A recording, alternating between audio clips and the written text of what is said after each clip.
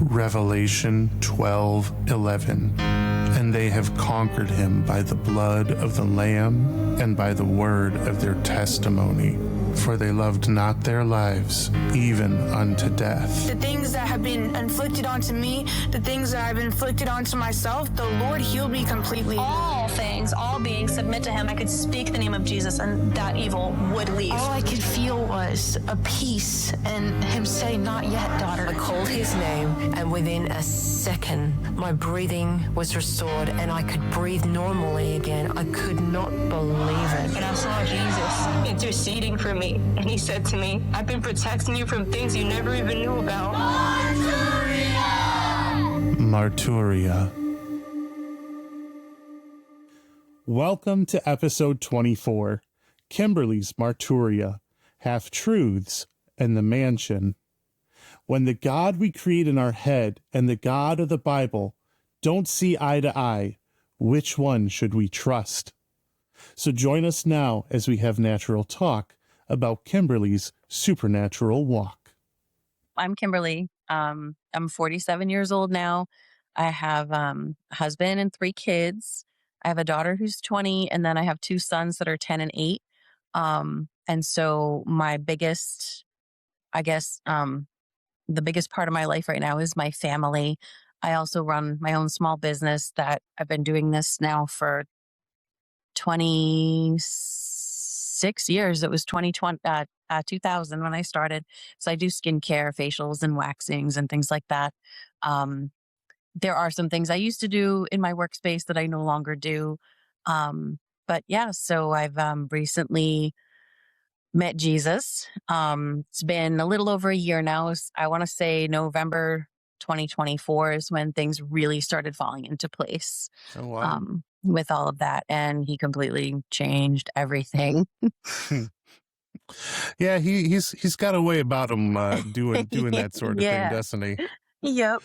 Well, so you've been a believer for a little bit over a year now, maybe getting into a year, a couple months here. But I always do like to start at the very, very beginning. So I'm just curious about what it was like growing up, Kimberly. You know, were you raised in a Christian household, or was it non-religious, or was it maybe perhaps a different religion, that sort of thing? Right. So I was raised in a very gentle Catholic house, or loose Catholic, I should say. We were kind of mostly Christmas and Easter Catholics. We did have bouts where we would go to church every Sunday for a while. I did go to Sunday school though, all throughout. My mom insisted that I get confirmed. And so even though we didn't really heavily practice much, I did do all of those sacraments up to confirmation. I did go to Sunday school. And like I said, sometimes we would have bouts of going to church on Sundays for a while, and then we tend to kind of fall away. So, but my mom always believed in God and following the 10 Commandments kind of thing. But what I experienced in the Catholic Church, and I think some of it, when I was a child, so maybe I didn't understand everything, but my experience there was very dark. It didn't feel hopeful. I don't really remember learning much about Jesus. I remember, Father, Son, Holy Spirit. But my overall impression looking back was I was a bad person. I was probably going to hell. The priests were the right people, and I was the wrong people. I did not feel any sense of joy or hope or peace there. I felt condemned, and I felt like, and again, it could have been partially my own experience. I don't know, as looking back as a child, what I was actually taught and maybe what parts I didn't hear versus what I did. But I remember just feeling very horrible about myself and thinking I was supposed to hate myself. And that just didn't sit right with me. It didn't feel comfortable. And I just I ran as fast as I could, as soon as I could. And I feel like I've formed a lot of sort of like religious trauma in a sense, just feeling like, I know I made it sound kind of quick and easy, but it was definitely a large part of our community. And I really didn't, I'm not great socially. So I didn't have a ton of friends. And I felt very outcast growing up too, around my friends and everything else. So Mm. I had one really close friend who we're still friends now. She basically adopted me when we were 5 in kindergarten. Um, Very kind of introverted, and I just seemed to lack those intrinsic social skills. So I never really knew how to approach somebody. So basically, my friends were people who pulled me in, and then I would feel comfortable with. So there was a lot of that aspect too. I was always uncomfortable inside my own skin as a kid. Um, and so I feel like that reinforced those feelings, that, the Mm. church experience reinforced those feelings. Um, and so I just sort of I always believed in God, always never stopped believing in God. I just thought, I don't think God is that mean. I Hmm. and I think what ended up happening is because I received a version of God that I think was more fire and brimstone than anything else. I went the opposite direction in my mind and sort of chucked all that and created my own idea of God that was just love. And that's kind of like a broad, from A to B. That Mm. was where I came from to where I went. And the process in between, I tried lots of different spiritual practices. When I was 15, I got really sick and I love to read. So my mom bought me a bunch of books. I was sick for like 4 days. I had a really bad stomach bug or something that was going on. And she got me a book called The Secret Circle by L.J. Smith. She also wrote The Vampire Diaries. And I read this book, and they were doing, so let me backtrack a little bit more. So back when I was probably like 8 or 9, I think we took a trip to the Boston Science Museum with Mm. school, and I had money for the gift shop. So one of the things when I went in there is I saw this box of there were quartz crystals. I didn't know what they were, but I'm like, wow, what is this? Like, it was this thing, it looked like a piece of ice, but it was not cold. And I was just kind of fascinated with how beautiful it was, how it seemed to like defy the elements in a sense, because to me it looked like ice cubes. Mm. Um, so I bought that and I started collecting rocks and crystals after that. And in no spiritual way. I just thought they were really interesting. And I thought they were beautiful. And I loved how some, had this type of formation. It was kind of a nerdy thing, not in any spiritual way. So I had a kind of crystal and rock collection. So when I read these books at 15, and I also, we talked a little bit earlier about natural skincare and natural. So I was all into natural, using essential oils and herbs and things like that. I was really getting into that stuff. So Mm. these books were now kind of turning that into a spiritual thing. In the Mm. books, the girls were doing these spells before the dance where they were, taking baths in these magical herbs and things like that. So it kind of appealed to me in a way that it picked up things that I already liked in a non-spiritual way, and it transformed them into this like magical sort of universe, right? And I was pulled in by that, I think. Um, and so from there, I bought a book called Good Magic, Mm. and I started sort of researching and learning about that type of stuff. So from there, I was interested in the crystals that I had collected and trying to learn, oh, they say they can do these things, and that excited me because I already really loved them. So now let's add another layer to that, right? Um, so I started kind of getting interested in that. And, this is like my late teens, early 20s. I tried kind of practicing Wicca, but I felt silly. Like it just felt wrong. Mm. I remember trying to like do a spell that I found on a book, and it just felt awkward to me, and I just felt foolish.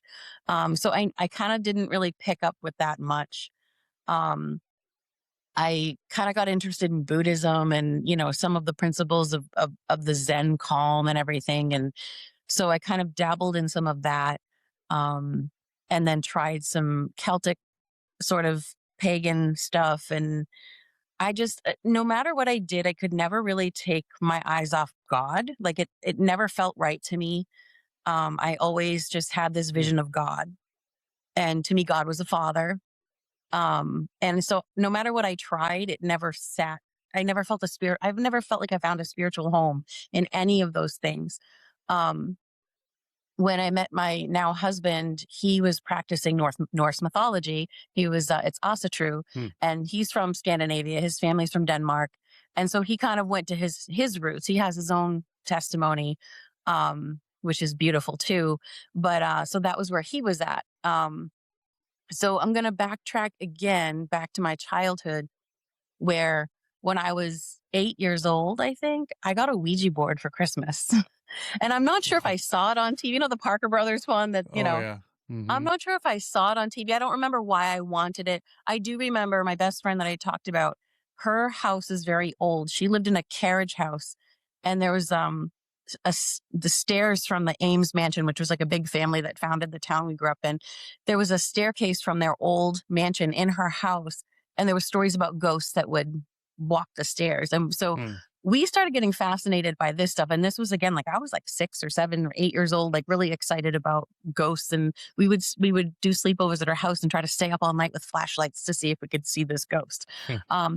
So we were really into that too. And so I got this Ouija board and started using it. And I bring this up, this is a specific time because I can also backtrack. I began experiencing symptoms of depression and despair as a child, 7, 8 years old. Deep dread about the future or about life. I had a positive family. I didn't have any like major trauma to cause any of that, other than feeling like now when I look back, I think there was some social trauma as feeling, but I had a supportive family. I didn't feel, there was no obvious reason for these types of feelings. So, that began, I remember being about, I could have been 7, 8. I remember standing in my backyard and the sun started going down and my mom called us in. And I just remember looking across the horizon and just feeling this deep sinking feeling of dread. And I felt sick to my stomach. And I'm like, what is that? And it sort of never left me. My life up until, my life started either every day it was either that kind of dread, like you didn't do a major assignment that was due at school. Like that's the low level, to like, I'm about to fall into this void, never to be seen again, or everybody I love is about to, like, that was my life. I never got better than that. So sorry. No, it actually, it makes me think about, like, we know that lying is bad, but I think one thing that often is omitted is how damning and damaging half-truths can be as well. And when you're talking about, even as a child, going to church and hearing fire and brimstone and damnation and I'm a bad person, that there is truth to that, but it's not the whole truth, right? And so if you're only told that half of the truth, and you're a child and you let that into yourself, and then you're like, all of a sudden, 7 and 8, I'm getting this sinking feeling. I'm feeling awful. I can't explain it, because you're living in a half truth, potentially. I'm not trying to diagnose you or anything like that, but I mean, but it's one of those things where it's good to know the truth, but it's better to know all of the truth, right? And I think that's the thing that's interesting, is it's like, are we people that need saving? Are we people that have sin in our lives? 100% that is true, but that's not the whole truth, because we have someone who has come in our place to ransom us, to save us from that truth. And he himself calls himself the truth, right? And so the full truth is, yes, we are human, we are sinful, we are fallible, we have all these things, but we have a savior who's taken that all away. And it almost, it gives me kind of like this mindset of like, we want God to be fire and brimstone against evil.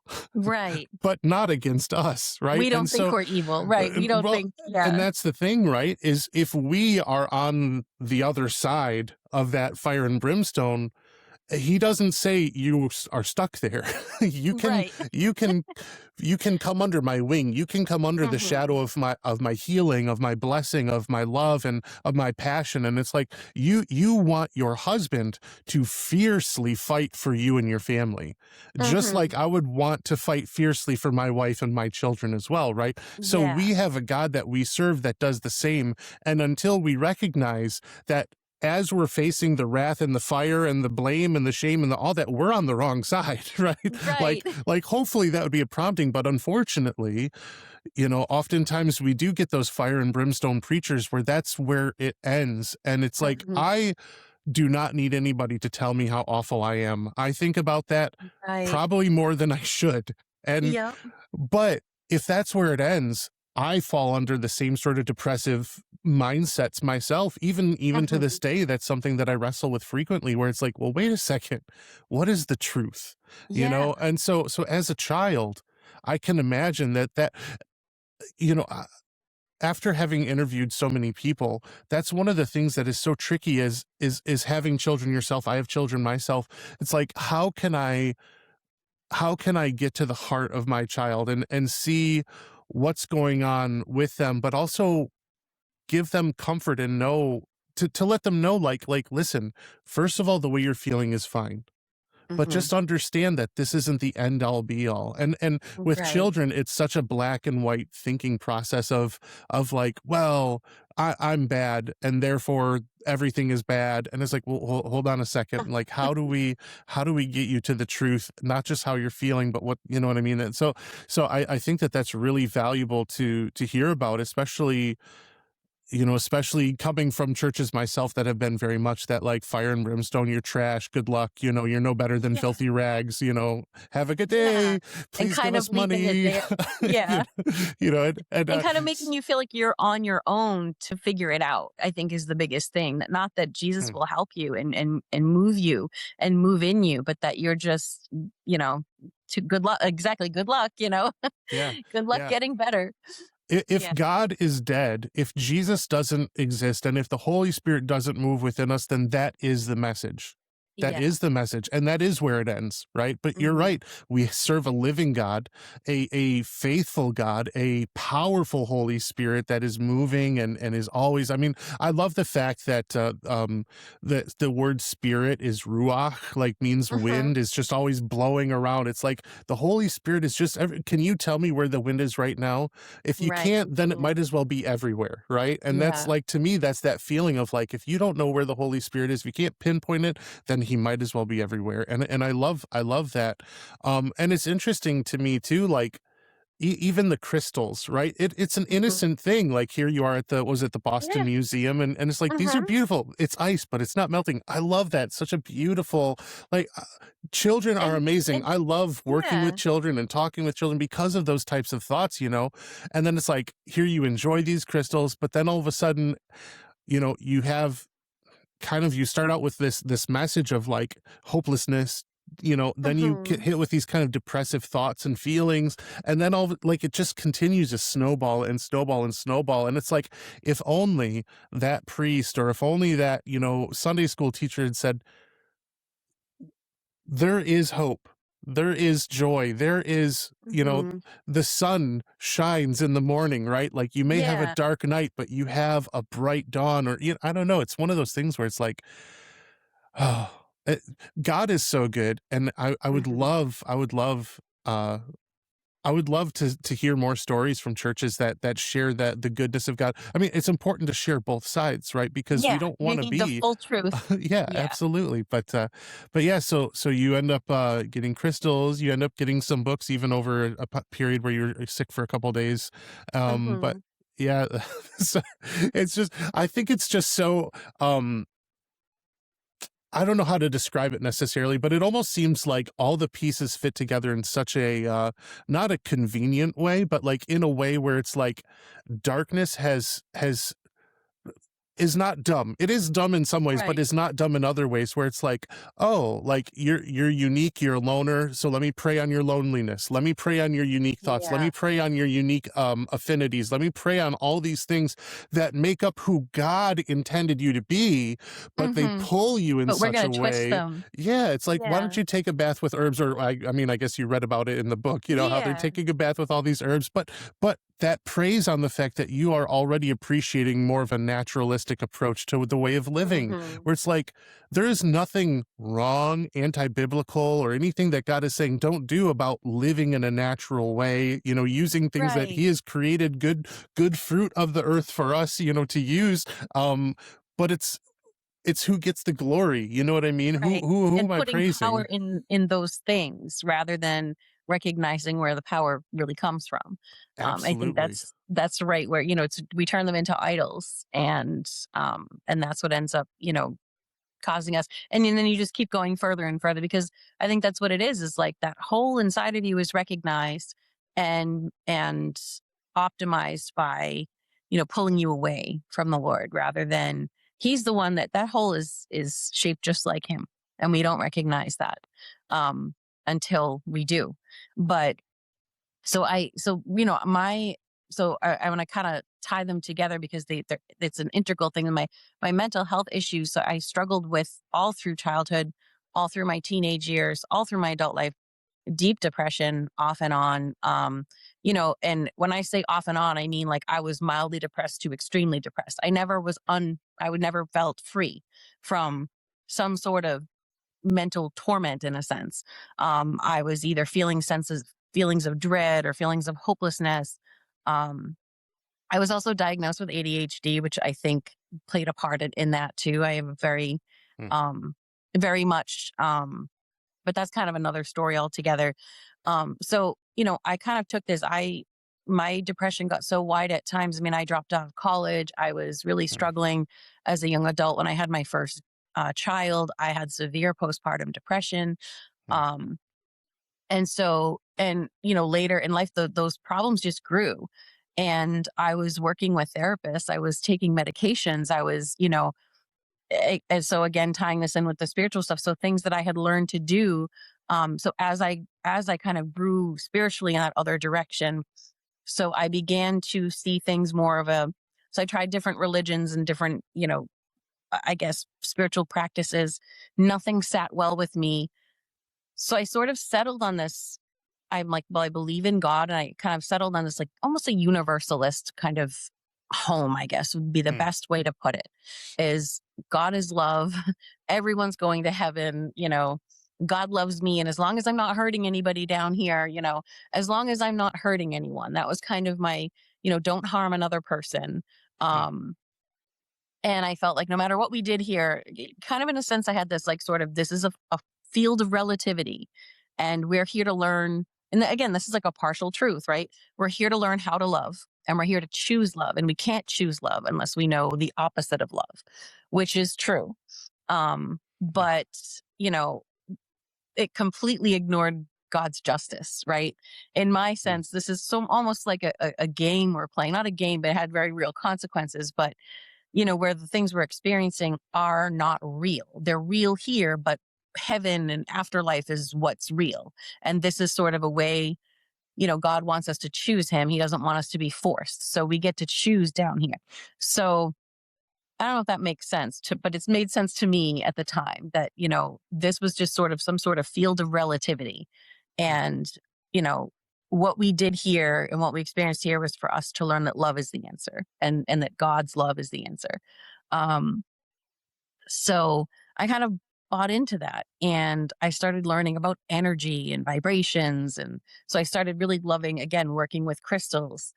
I started doing tarot readings very young. I mean, I was a teenager when I started with the tarot cards. Hmm. I mentioned, I got a Ouija board. I used to use that. So I was very young, 8, 9, 10.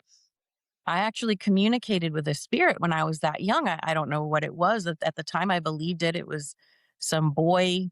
His name was Eli. I remember this, and I would have never made up. I never would have made up that name. I knew I wasn't moving that planchette. I knew because I was using it. I'm not moving this, and I'm not making this up. So something was communicating with me. Now, as I got older, I saw a movie called Witchboard, which I probably never should have seen I think I was like 10. And this woman has this Ouija board and she lost her wedding ring and the spirit helps her find it. And but then the spirit turns evil and she starts to see what's happening. And as I'm watching this movie, I went and I broke the Ouija board thing and I threw it away. And I never, I kind of understood then. I think maybe remembering feelings like something just didn't feel right about that. And I got rid of that and I never touched a Ouija board again. But I did tarot readings. I did mediumship readings. It was an experience to sit across from somebody you've never met before. And probably one of the most powerful experiences I had, is I had a woman come in for a reading and I set up my cards and I wouldn't the cards to me were a signpost. I didn't look at the cards and say, this card means this and this card means that. I would open myself up to now I think God knows what. I used to think it was God. I would ask God, God help me. But I wasn't calling upon the correct God. And I just, I opened myself up here. I think if I'm asking God, well, only God can answer. But my idea of God wasn't God. So I would open myself up and I would get information in my head. I would see visions or hear things, not auditorily, but like knowledge would enter your brain. And I remember this woman in front of me and I was going to do her reading and I kept seeing this image of a kind of a mean looking lady with this like short, dark, curly hair. And she was older woman. And I could even tell the dress she was wearing. And I keep feeling like you've got to tell her about this woman. And I was like, this feels so awkward. I don't know. So I told her about the woman and then she's your mom and your mom has passed away. And she was like, yeah, that's exactly like, and I felt so awkward because I'm like, I'm telling this woman this is her mom, but she's mean and she's got this really darkness about her. And so I was telling her, and then all of a sudden the woman changed and she didn't look dark anymore or mean. She looked very calm and peaceful and loving. And she wanted me to tell her daughter, I love you and I've always loved you. And I'm so sorry that I made you feel like you weren't enough. And there was this whole, and again, here I am like, this is so cliche. The mother wants to tell the daughter she loves her, and I'm feeling silly saying this stuff out loud to her, but, and I was like, your mom, your whole life, you felt like she never loved you and she never trusted you and always thought bad of you, but she wants you to know now all this. Well, this woman didn't say much during her reading. She kind of affirmed very quietly, didn't say much for the rest of the reading. And it was a group of people. So she left. And then when I came out, the next person said, oh, she ran out the door. And I was like, oh, okay. I was thinking like, I hope I didn't offend her. I didn't know. But she came back at the end after the last person and she sat down in front of me and she said, you just changed my life. She said, my whole life, I thought my mother never loved me. She was all of the things and it provided so much healing for her that affirmed what I was doing, right? I was helping people. And she also said in that time she had to leave because she was reacting so emotionally. And she was saying how she recognized some of those patterns between herself and her daughter. Now, just this profound change that she felt and the profound change she wanted to make in her life. And that was to me affirming, like, look at, this is good work. This is, so those types of things really affirmed what I was doing. I've had so many, I started doing Reiki. I became a Reiki master and you feel things. You do feel like a healing in the moment. You do feel like this is doing something good for you. Like this is doing something good for the person in front of you that you're trying to help. And I'm trying to make sure I'm not leaving anything out, but I had all these experiences that affirmed and here I am thinking I'm doing something good and I'm only seeing good results. I'm not seeing harm done to the people in front of me and I'm not seeing harm done to me. I was having a lot of mental health issues, but I just assumed I have mental health issues. I didn't connect the two ever. But there was a growing darkness in me. I felt more and more empty. I felt more and more sad. I felt anxiety that was building into like an OCD. I was having a lot of intrusive thoughts. And I was scared a lot. And I remember, so again, this crescendo of things happening, I got to the point where like I would just be walking down the street, just going for a walk, living my life, and I feel okay in the moment. And then all of a sudden I'd be like, what am I? Like, what am I? Where did I come from? Hmm. And starting to be like afraid I could just disappear. And it sounds so silly, but like, what is this? Like, what is this thing that we're doing? It became, instead of a curiosity, I started obsessing over everything, and I would research obsessively. I started obsessing over consciousness and where does it come from, and what are we, and why are we here? And it got so bad that it just, every day I felt like this heaviness, and I would wake up and life was rough, having 3 kids, having my middle son, definitely, he's amazing, but he's very challenging. Um, and I felt a lot of resentment because life is very hard. It was, I have 3 kids, I have my husband, I have, my business that I'm trying to, I became resentful of all the duties I had to do every day. There was no time at all to relax or have peace. So even though I loved my life and I was very thankful for my children and this is what I wanted, and I still every day woke up angry that I had to do all, like, I was like, how am I going to accomplish everything today? And I'm going to be busy from the minute I wake up to the minute I go to sleep. There's no peace. I love to do art and things like that. There's no time, it felt like there's no time to enjoy life. And life had just felt like an empty, just like I was working in a factory all day. I became detached, and I could enjoy moments with my children. Of course, I had wonderful moments with them, but overall, I just felt a lot of, again, like the just intrusive thoughts of what are we doing this for, and why are we here? And there are some things that my daughter was going through that were very difficult, and that's her, her story. But it was all very heavy. Everything was very heavy, and of I course, no, go ahead. I wanted to ask, and I don't know if you've given this much thought or I've given it a lot of thought, but you used the term harm earlier, and I know that's a very, very nuanced word, right? Yes, what is Um, harm, right? and that's really what I want to get at is, here you are, effectively in psychic mediumship, right? You have this, mother appear to you to share this message to her daughter. Now, as a human, that feels really, really good. I mean, I mean, now, I mean, I'll take it to maybe more of a spiritual level. All we want is our Heavenly Father's approval, right? Like we Yeah. want that. We all want that, is that. And now to bring it to just a human familial thing, right? We want our mom to be proud of us. We want our dad to be proud of us. We want those around us. There's this childlike nature inside of us that yearns to know dad is proud of me, mom is proud of me. And I try to give that to my children in a very meaningful and intentional way, because I wanted that myself growing up. And my dad, I never really got that from him. So if I were in her shoes and you had my dad channel through you or whatever and give me those things, that would change my life. But then it's interesting to move on to that, like, well, here I am really not doing any harm to anybody.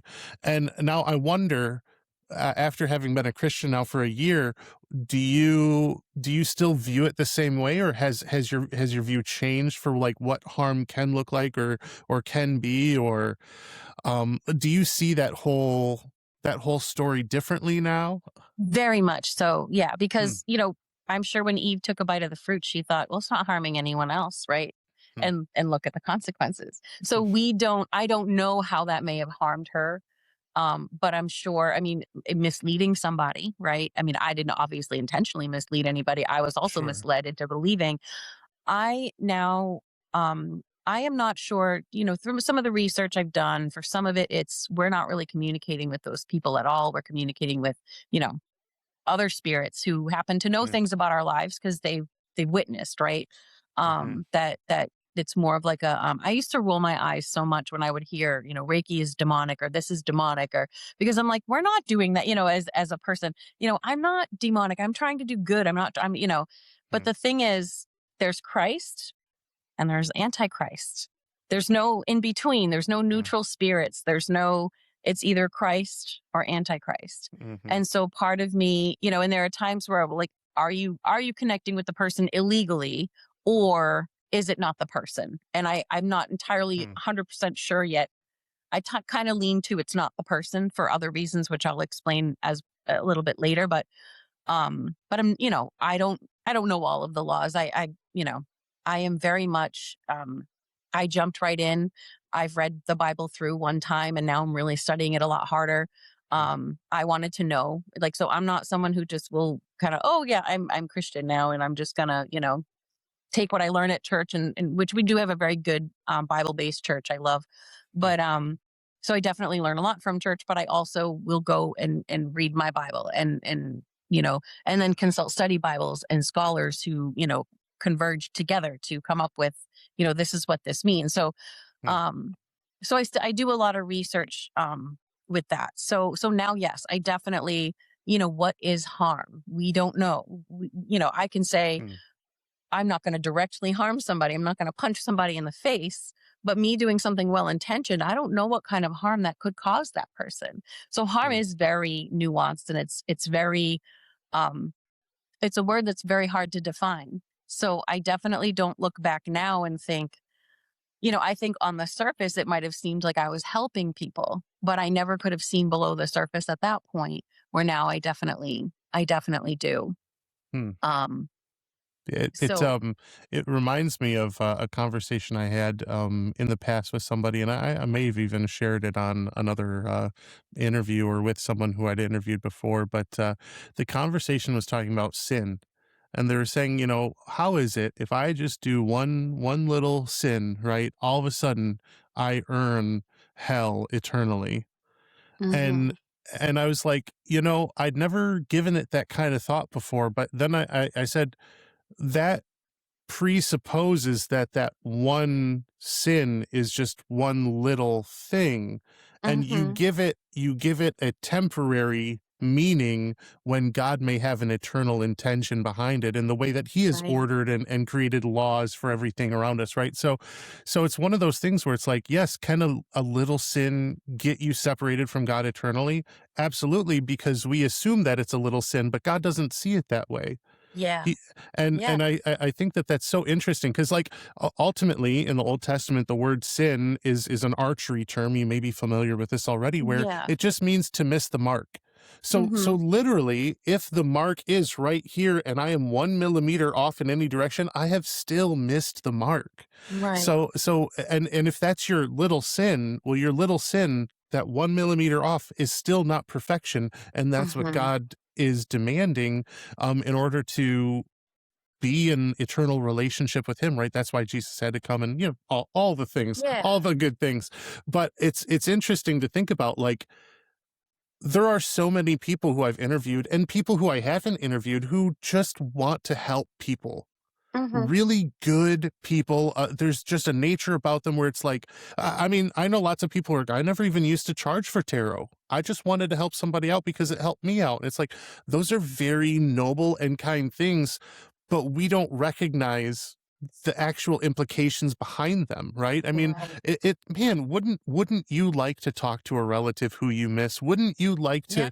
to, get approval of this person or that? Like, those are all Mhm. very, things that are intrinsically good in a sense, but because we don't understand the full weight of, like, I love the way that you put it, like the laws, regarding all of these things, we don't really know what we're messing with, who we're Mhm. inquiring of, You don't and know that who's spirit. speaking to Yeah. us too. Yeah.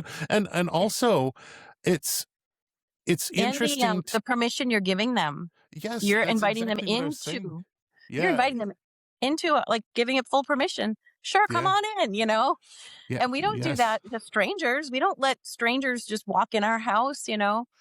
We don't think of it that way. And we don't, the spirit guides, people, what are those? And Mm, who is that? What energy is behind that?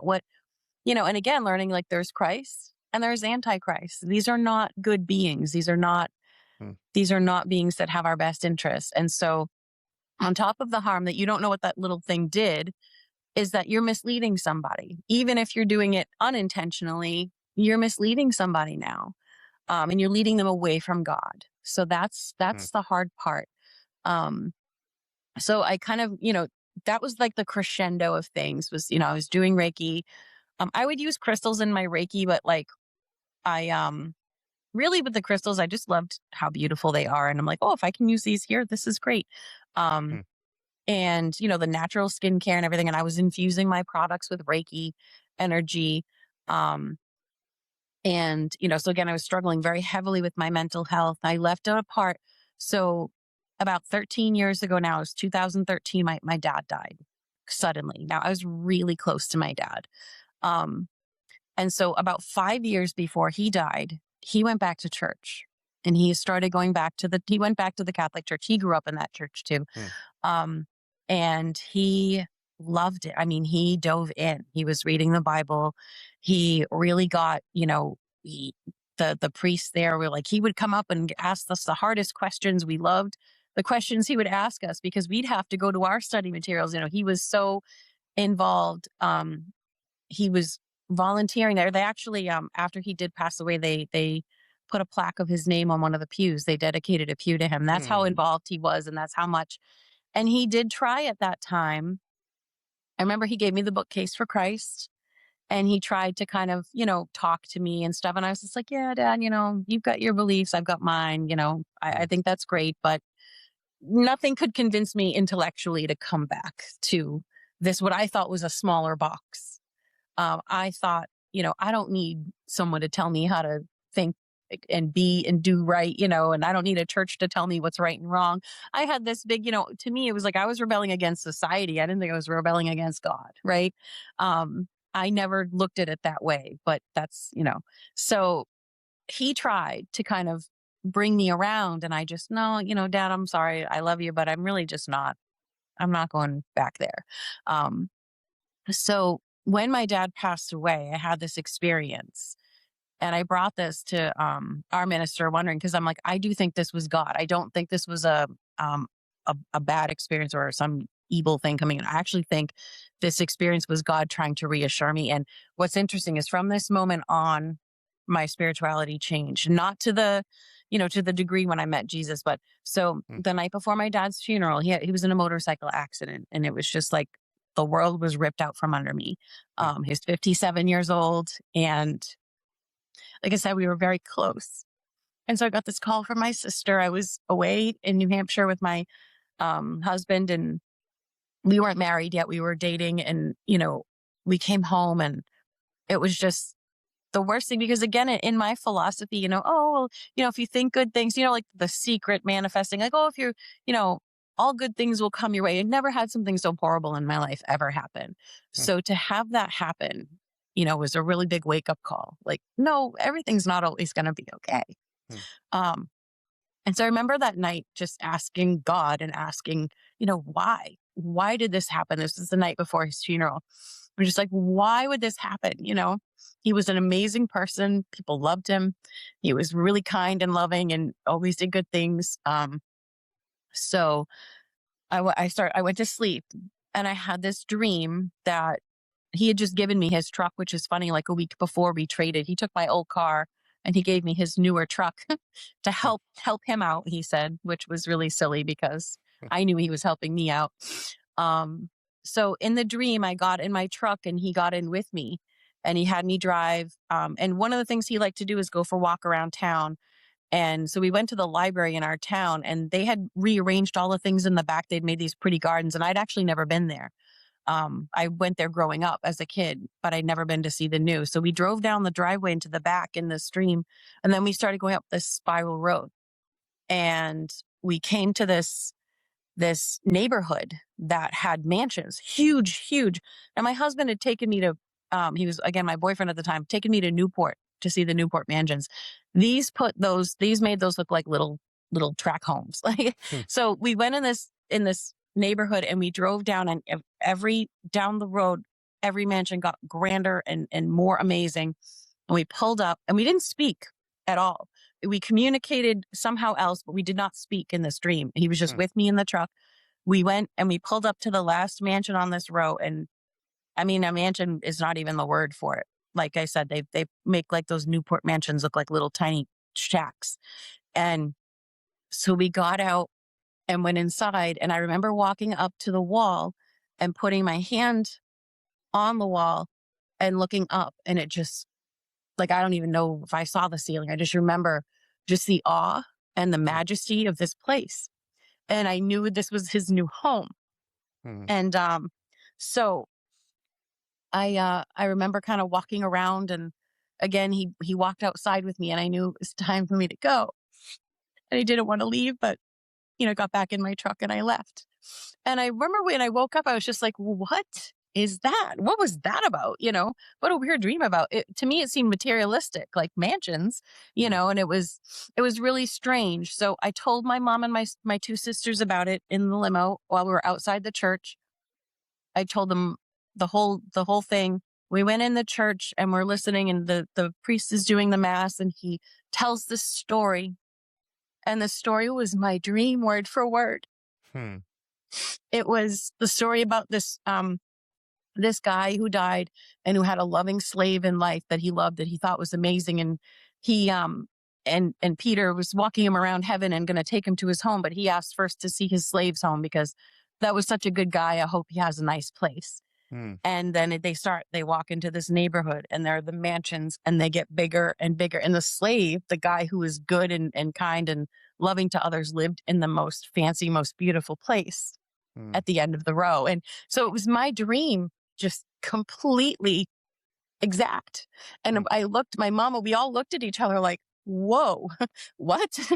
And I had never heard this. And I tried to look it up. It's not a story from the Bible. It's actually, there was like a website, a blog, Christian blog, and somebody had written this story kind of as a representation of, you build your home in heaven with the tools that you use, who you are here. And it's not about money. It's about who you are and what you give and how you are here. And my dad was that person. I mean, he would give you the shirt off his back. He had over 1,000 people signed. We had more than one book. We had 2 full books at his wake. I mean, his bank tellers came to his wake. That was just, I can't, my bank teller is probably like, hey, how you doing? But I highly doubt they'll ever come to my wake, He just made connections with people. And so that dream to me was like, it's okay. He's okay. Look where he is. And what's funny is I stopped believing. I was like, I put God on a balloon and went kind of like this. Like I was angry. I was hurt. And I sort of was like, I know that the version of God I made up in my mind isn't real, but I just didn't want to contend with it. So from that time on, I lived a kind of empty spiritual life where like I believed in God, but like I kind of became agnostic about God.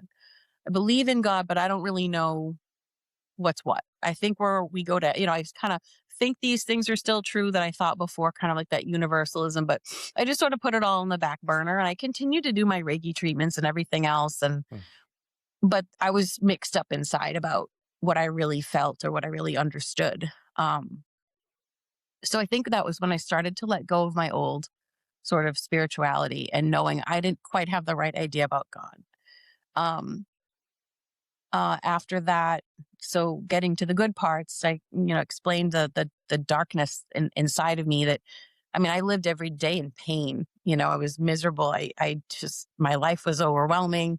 I had no hope, and I didn't understand, I was like, where am I? What happens when I die? What if it's just nothing? Well, I had so many questions. And again, so they became intrusive thoughts and they became obsessive, and I'd be up all night researching, again, like the nature of consciousness and where do we come from and how do we know, and try to connect it with science. And it was just really overwhelming.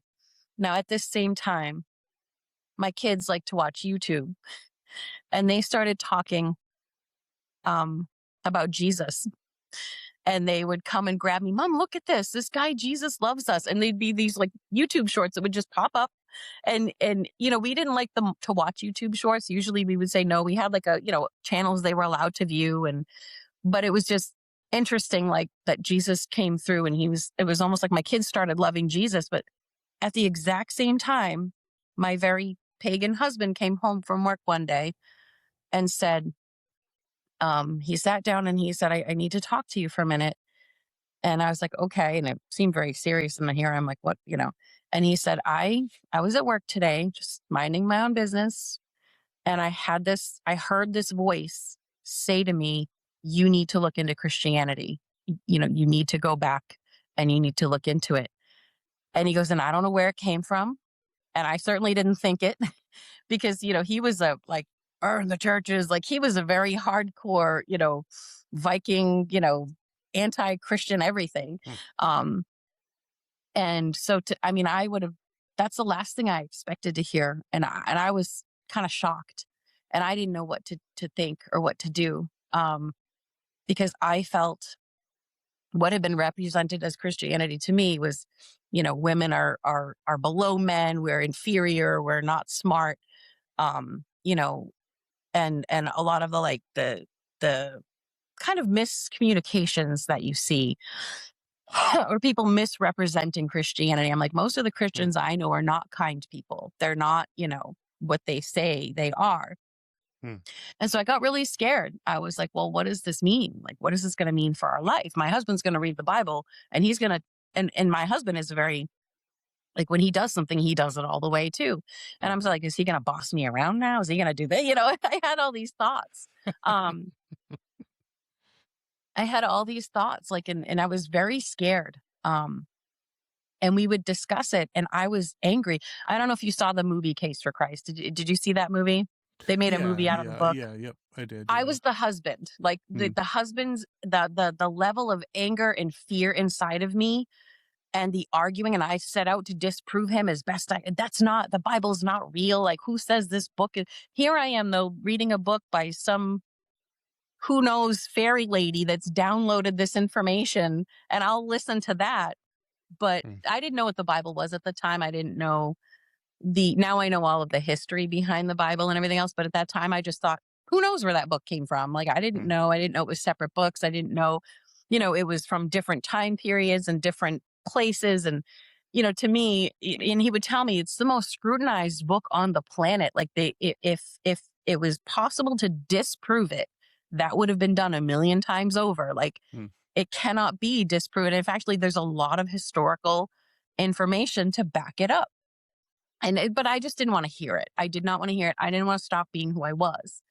So but I'm like, you know what? I love you and I want to support you. So like you do your thing and you do what you need to do. So he started going to a church and he met a guy online. He loves to like do the bushcraft stuff and like the preparedness. And so he was watching a channel and it was a pastor that was up in New Hampshire. So his church was kind of far, but we went one day and the kids wanted to go. So I'm like, well, I'll go so I can take care of the kids while you're doing, so you don't have to worry about the kids.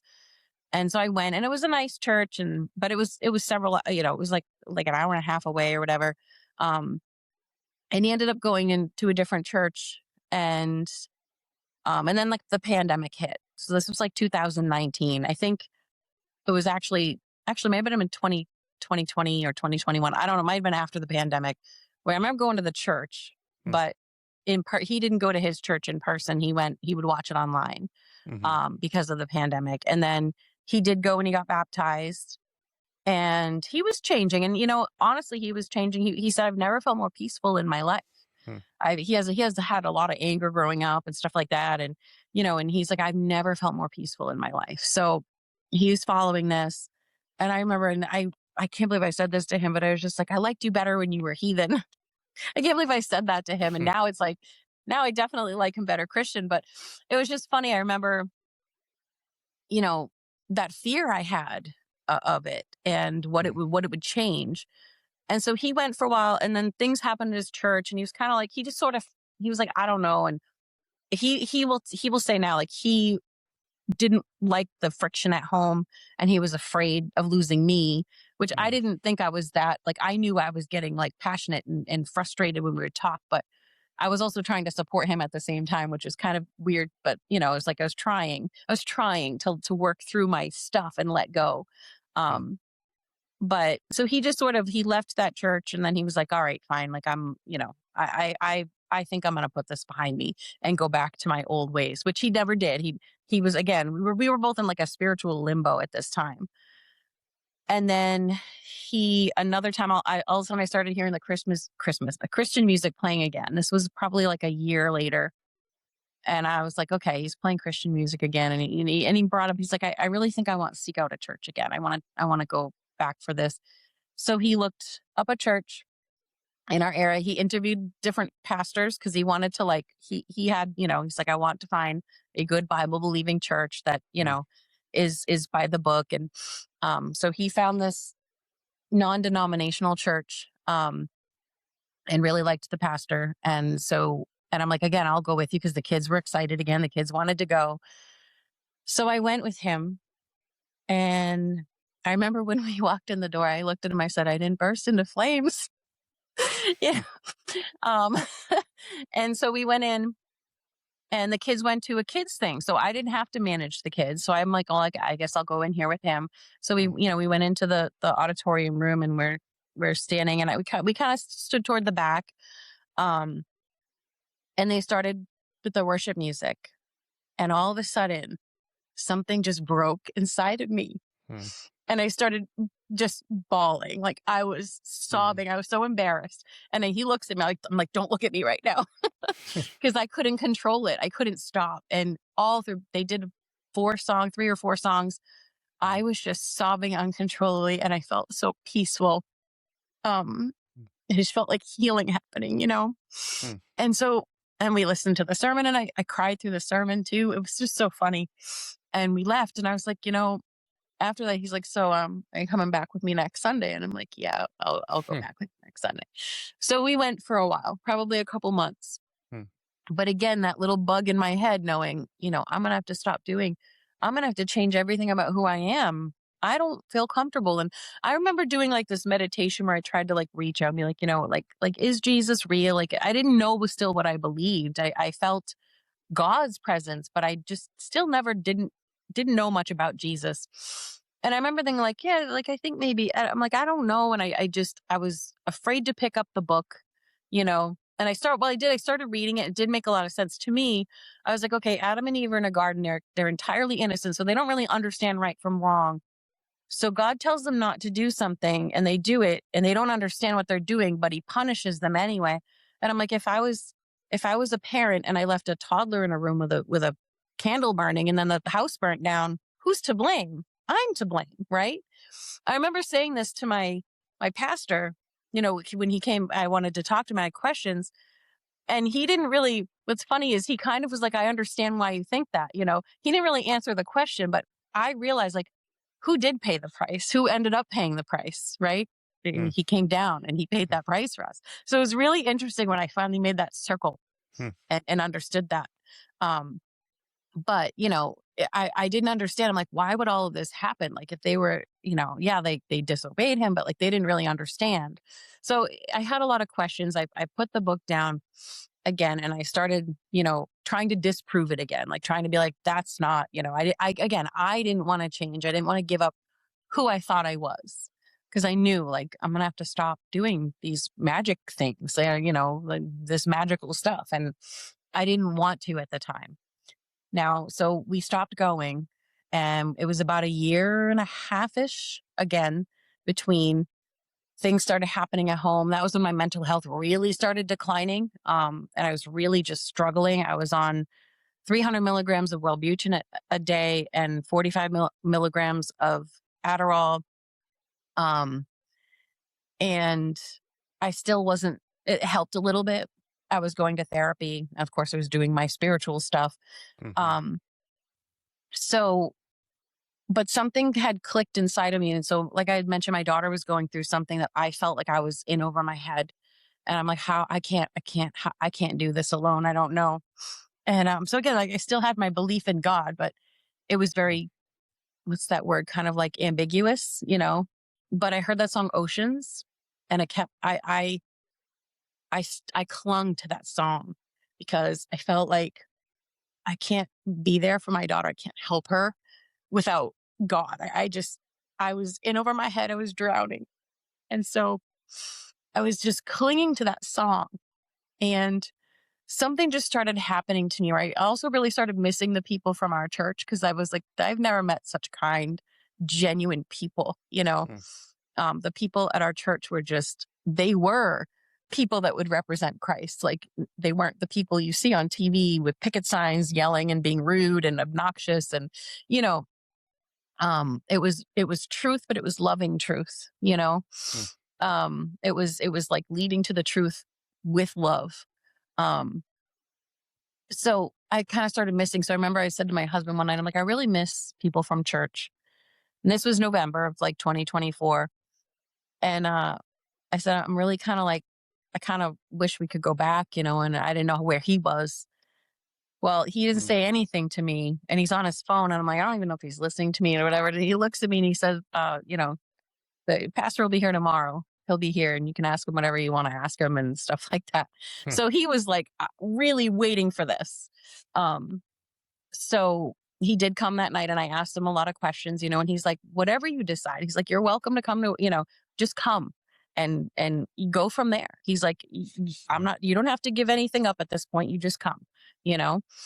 And so I went and, you know, we went probably like two or three Sundays it was.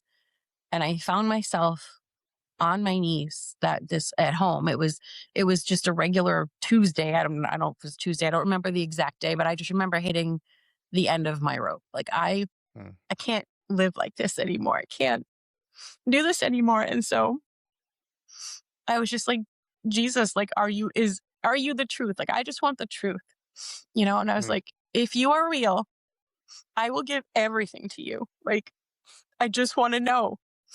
And I was just willing at that moment to surrender everything. It just, you know, and I just remember in that moment feeling his presence and this heavy feel. It was like somebody put a warm weighted blanket on me. And I just felt every part of my body felt compressed for a moment. And I felt this love. And I know it sounds so cliche, but I just felt this love that I knew I had been missing my entire life, that I've been chasing my entire life. No human being has ever been able to fill that kind of love. And I just felt that love and just completely surrounding me. And it was like, yeah, I just heard this, like, it's okay. Like, it's okay. And, my answer definitely was like, yes, like Jesus is God, you know? And that feeling stayed with me. And I remember sitting there for a while and just being in awe, and just asking him to help me and, you know, just being like completely at peace and a peace that, again, like that inexplainable peace. And I went about the rest of my day and I felt really good. And, you know, I had felt good after getting Reiki attunements and things like that. So I wasn't thinking a whole lot. Like it impacted me, and the next morning when I woke up without that heavy lead suit, I mean, I felt like my life felt like I went around in a night suit, a heavy lead suit with heavy lead boots on with ball and chain. I mean, I felt so much of that. And I woke up and felt that same peace and that same comfort and love the next day and the next day and the next day. And realizing like my mental health struggles were just gone. Like they were gone. I had tried everything. I had struggled through my whole life with these things and they were just gone. And I think when I look back at that and, you know, reading the Bible and seeing the miracles and, you know, having him take somebody who's been paralyzed their whole life and now this person can walk, that is how profound the change was for me, because I felt like I'm free. Like I can breathe, I can walk. I felt 1,000 pounds lighter. And I remember still not knowing like what was right and wrong about the things I was doing. I was like, I knew some things, you know, I should probably give up. But I remember Reiki. I was like, well, Reiki's hands-on healing. They do that kind of some of that stuff in the Bible. And I remember I did a Reiki treatment that week. And I remember putting my hands on the person and looking up being like, is this okay? Like, am I? And I didn't get a no. What I got was, you need to get rid of those cards. A sudden understanding, throw them out, get rid of them, get rid of the cards. And I did. I took every single deck of any sort of tarot or oracle, whatever, and I threw them in the dumpster. And I was like, that felt good. Like, that felt good. And I was afraid to Mm. have to give those up. And I was like, I don't want those anymore. I felt detached from all of those things. Um, and so, I moved on, and as like that week and or so, like a little bit of time went on, I noticed I didn't feel that I had to immediately stop Reiki, but I noticed my Reiki treatments were changing. I was no longer like doing this universal energy thing and putting symbols. I was just putting my hands on someone and praying. Hmm. And I'm like, I'm putting my hands on them and I'm praying, and this isn't Reiki. And so I was like, well, I can't let this person think it's Reiki. Like, it's not right to let them think I'm doing something and I'm not. And I don't feel comfortable charging somebody to pray for them. And Hmm. so I took that off my menu. I asked Jesus to remove those Reiki attunements. I'm like, please remove these. I don't know what they are. I don't know what agreements I've made for this. What Hmm. is universal life force energy? Like, it's not Christ. So what is it? Um, I completely stepped away from it all. And I felt free. I didn't feel like I was giving something up. I felt like something poisonous was being taken away from me and taken out of me. Um, I very over the course of the next couple months with my doctor, I weaned off of my medications. I did keep 15 milligrams of Adderall for the morning to really help my mind, focus in. But I went from 45 milligrams to 15 and completely weaned off the Wellbutrin over the next 6 months.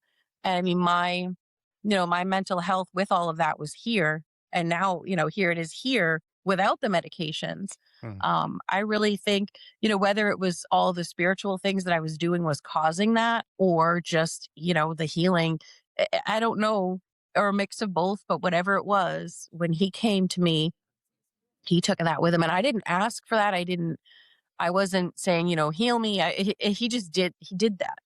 Um, and I will never, ever forget what he did, like how that felt and how life is so different now. And I had no problem. I went through my crystals and I got rid of any crystal I'd ever used for anything. I kept some of the decorations ones, and I'm like, because I don't look, I feel no. I remember one of the things I was thinking when I first started researching those things was like, I'm surrounded in crystals. If these things actually worked and did what, we thought they did, I should be on cloud nine all the time. I should have any problems. Like, Hmm. something's not right here. So they don't tempt me in any way. Like, I have no temptation to go back to any of that stuff. So I did get rid of any crystal I used for anything. And I threw it, Hmm. everything, just got rid of it all. Any books I had, anything. Um, and I can't imagine life. I can't, the thought of going back to any different life is just, it's not a life I'd ever want to go back to. Hmm. Because, it's like I met the real deal. Like he, he proved it, you know? Um, Hmm. and seeing the changes in other people that I know were in the same path as I am, who have had the same similar experience. Um, you know, yeah, I felt good for a little while after a Reiki treatment, but another time when I was in church and I was listening, can't remember the exact passage in John, but with the living water, those who will drink this water will thirst again and again and again, but those that drink the water that I have will Hmm. never thirst again. And that's exactly what it was. It was like being in the new age stuff and all that spiritual was like being on this, like, you just keep doing these things and you keep going back to square one or even worse. And you just keep trying. And it's like, yeah, it makes you feel good for a few minutes or an hour or even 3 days.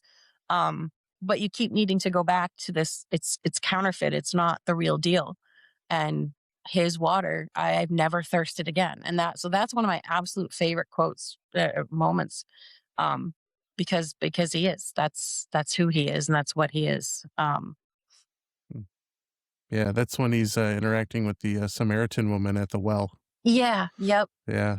And she was seeking too. She was seeking Mhm. because she said, we're told to go to this mountain and worship, but you Jews go to this mountain and worship. And there was confusion about, I think, where the actual, I don't know if it was Mount Sinai or what, what the mountain was, but it was basically Mm. like, where's the mountain that we're supposed to go to? And us Jews believe this way and you believe this way. And I just love how Jesus is like, something far greater Yeah. than either of those Yeah. mountains is right in front of you. Like Mhm. it's so profound. I love that. The other verse that comes to my mind, and it's been coming to my mind a lot more frequently lately when I have these interviews and just talking with people in general, is this idea of taste and see that the Lord is good. Mhm. And God is big enough for your questions, for your concerns, and for your anger, and for your Mhm. confusion, and for your mental health, and for all of these things. And I love how your husband brought up, if this book is the most scrutinized book, and everybody walks away from scrutinizing it feeling like they've lost. There Mhm. has to be something to the book. I mean, Yeah. there's story after story of scientists or of archaeologists or of, anybody who's like, I'm going to disprove the Bible. And then they find out that they can't.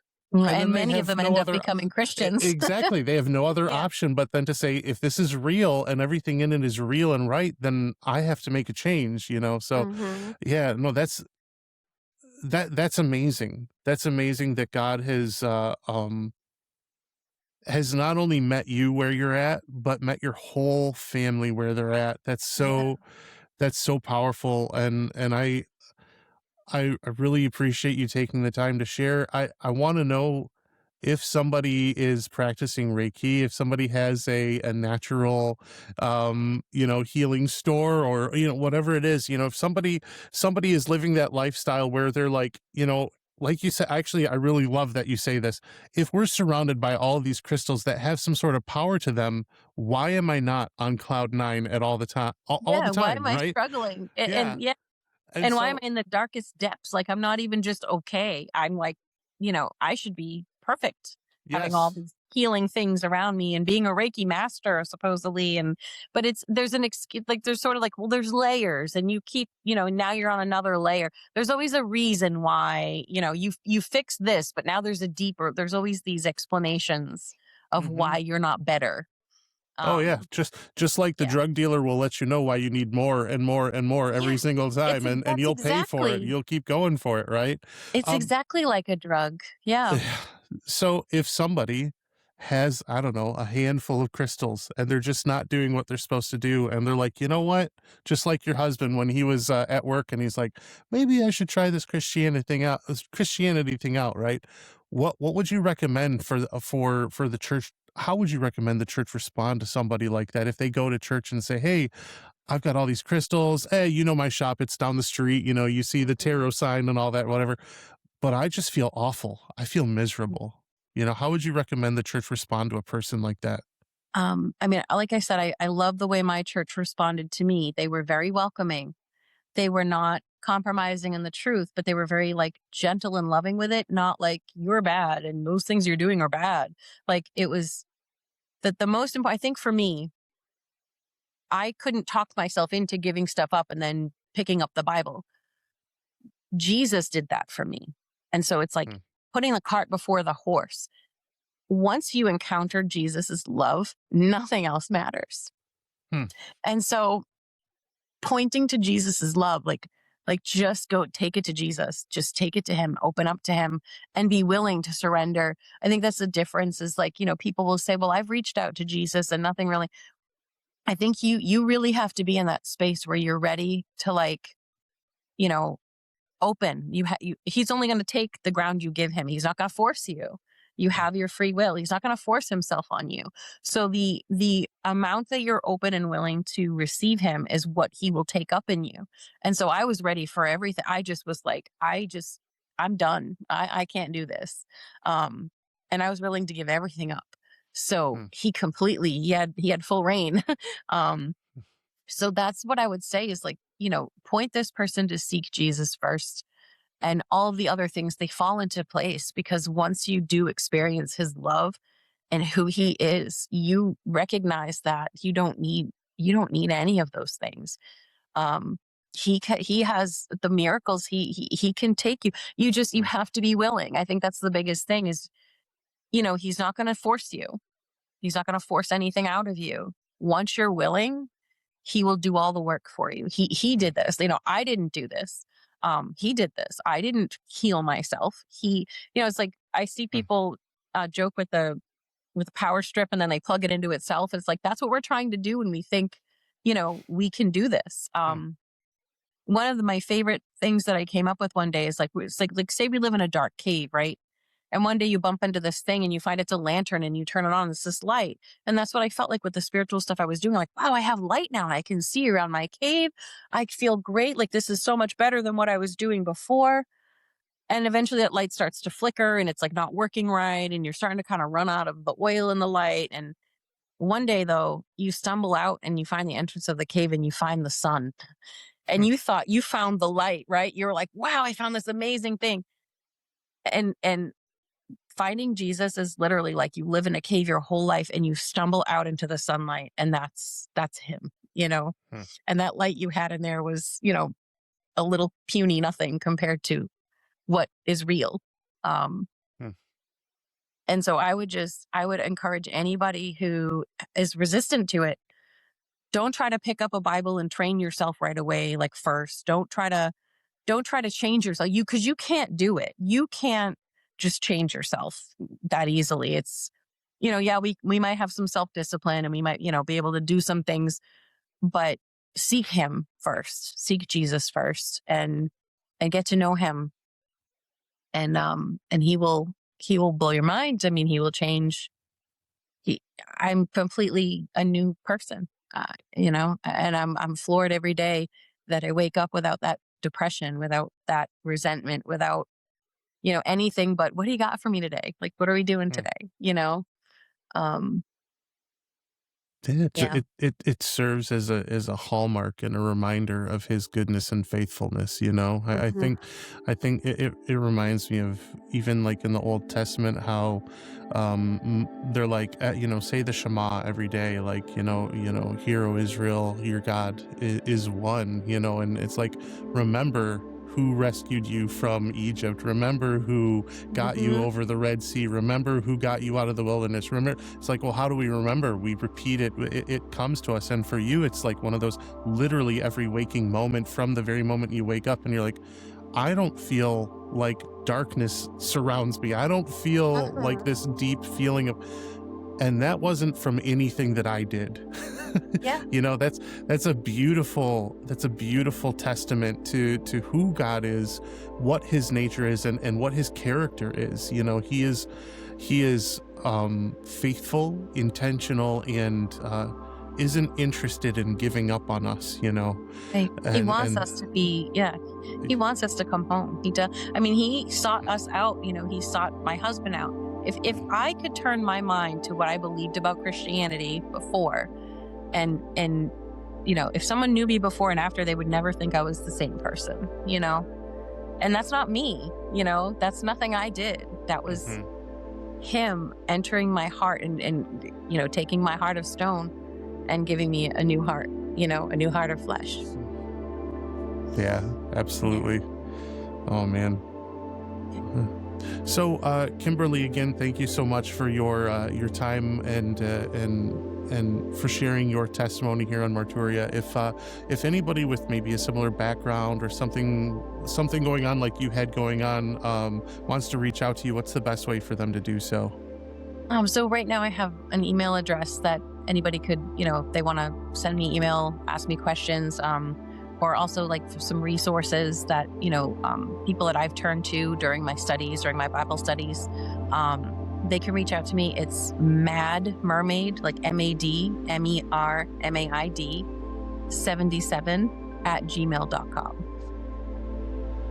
Awesome. Well, again, I just want to say thank you so much for your time, and I appreciate you being on the show. Okay, well, thank you so much for having me.